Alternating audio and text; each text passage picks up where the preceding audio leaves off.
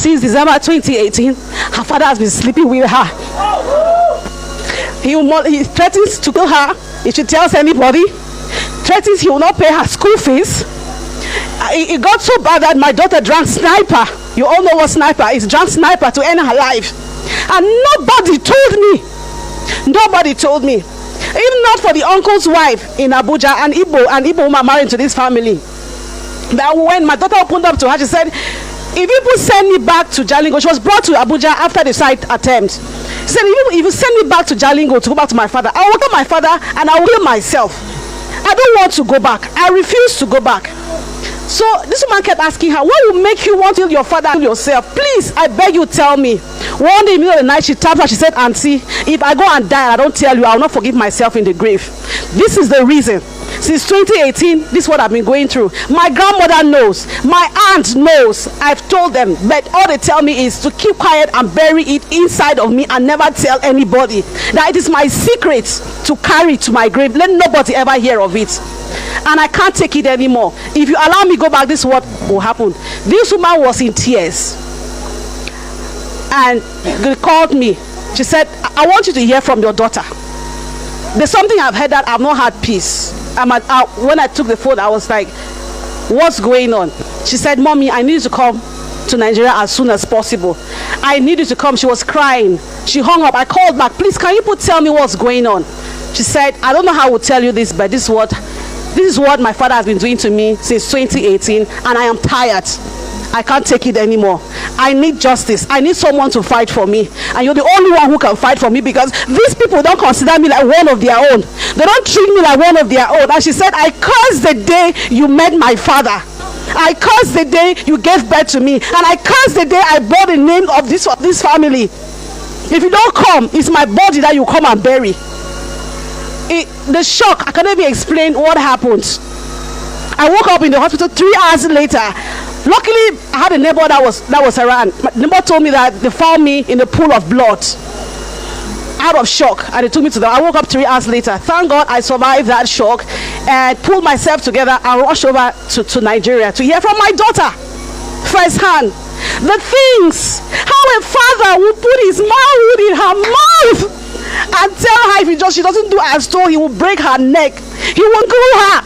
She will beg him, I am not your girlfriend. I am not your wife. You say you're my little wife. I'm not going inside. I'm only on the surface. He will spit on her, use tissue, wipe her and take the tissue away. Hold the line. Let's hear from the girl. Yes, my daughter. You go open mouth, talk clearly. You're going to talk clearly for the whole world to hear your own version of the story. And I want you to know that God in heaven is watching and listening. Promise me you will never lie in the course of this our conversation. I promise never to lie. You promise? Yes, sir. So tell me the story. Take your time. Okay. In December 2018, during this period, my father called me into his room in Jalingo, my grandmother's house, that I should come and pick a hairstyle I would like to make for Christmas. I went there not thinking of anything because he's my father. I entered the room, he shut the door behind me. My mind didn't go anywhere because I wouldn't think of such a thing. I sat on the bed, we finished checking his phone for the pictures, and I've picked the hairstyle that I would like to make. When we finished, not for him to start touching me in an unfatherly manner. Where and where? My breast, my bum, just touching me, trying to naked me, trying to remove my clothes. And I rejected him. I said, what is this? He told me that I should keep quiet, I should be still, I should be calm. If I reject him or I resist him, he is going to harm me. I should better remain calm and allow him what he wants, allow him to do what he wants to do with me, and I will leave and nobody will know about this. In the course of it, he told me that if anybody should hear about this thing that just happened now, he's going to kill me. He will kill me and nobody will have anything to ask him how it happened or what happened. He finished and I left crying. It didn't mean anything to him. Christmas period, it went on. It was not like that day only. After that day, it became a continuous process. It is like an everyday thing, except I am on my period because I am in a boarding school. I go to school, I can't concentrate. I'm always thinking. I come back home, it's a continuous process. He doesn't allow me to rest except I'm on my period. Sometimes I even have to lie. And if I lie and he finds out that I'm not on my period, is another case. This has been going on 2018, 2019. He was planning his wedding last year. I was happy. I thought everything would just end there because I wanted to forget about everything and move on with my life as a 16-year-old girl. He was planning for his wedding. How he normally does is that he starts scolding me because he's very harsh. He is harsh physically. He beats me living with scars on my body. I opened the Facebook account to reach my mom because I call my mom, everybody is there. There's nothing I can tell her. I opened the Facebook account to reach her.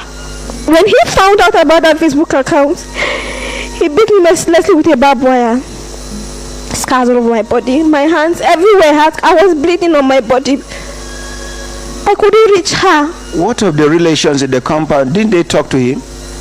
Everybody knows he's harsh. And they don't care. My grandmother doesn't care. That's his mother. Yes. When he's beating me, she'll tell him that he should take me and go and beat me outside. I should not die in her compound. She doesn't stop him. It's not her business. I was diagnosed with an ovarian cyst. I started having pains on my side, my right side. I complained to them. They said it was all pretense. And they said, okay, they'll take me to the hospital. At the hospital, the doctor was asking me that, have I ever had sex? I couldn't say yes. I told him no, I've never. Well, he said, okay, we should go and do a scan.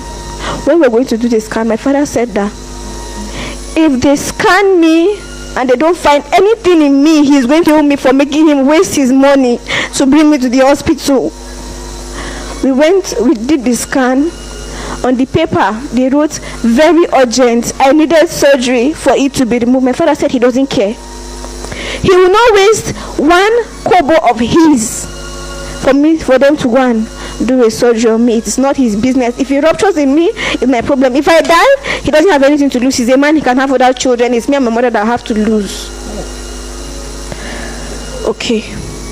Like I said, how he does is that he starts scolding me in the compound, scolding me. I am stubborn, I am this, I am that. He now he wants to call me to continue scolding me in his room and give me advice. When he goes, he does what he wants to do. When he's done, he'll ask me to stay there. I will not leave his room until he asks me to leave. I'm there, he'll pick a phone and call the wife to be, and we'll be planning for their wedding. When he's done, he'll say, the wife is getting married to is the senior wife, while me, I'm the junior wife. He compares my body to my mother's body. He says, I have like my mother. My husband will enjoy me. Would I allow him enjoy me before my husband enjoys me? I told him that I'm not your girlfriend and I'm also not your wife. This kind of thing should not be happening. He said, I should not worry. He's only on the surface. He's not going inside. I am still intact. I said, but there are many girls out there. Why do you want me? He said, no, because I am still fresh and supple. That's why he wants me.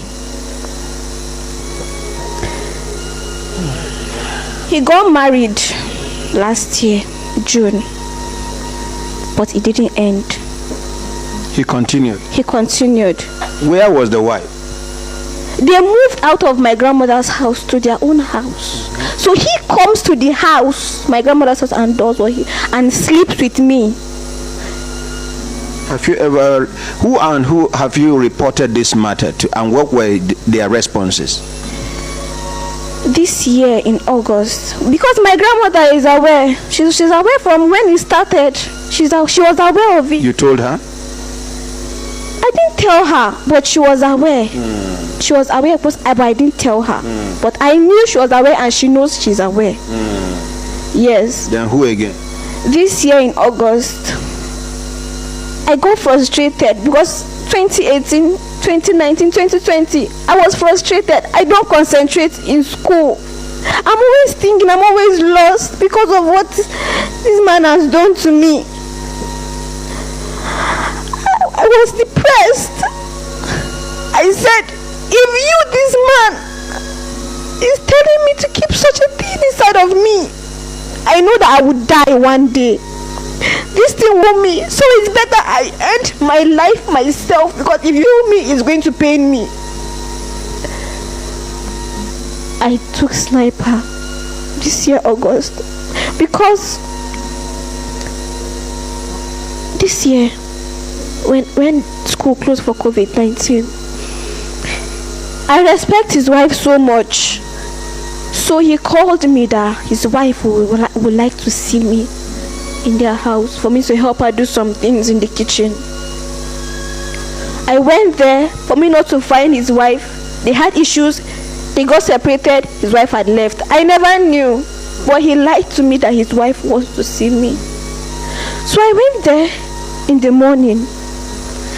Throughout the whole day, this man slept with me throughout the whole day. I could not walk, I could not sit. It was so painful. It was so painful. Throughout the day? Throughout the day.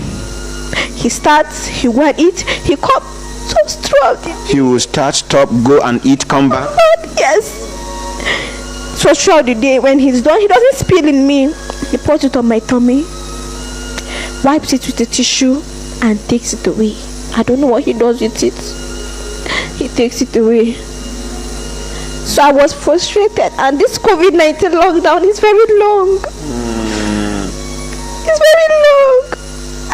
Other times I used to go to school and come back, but this one was very long. How many months was I at home?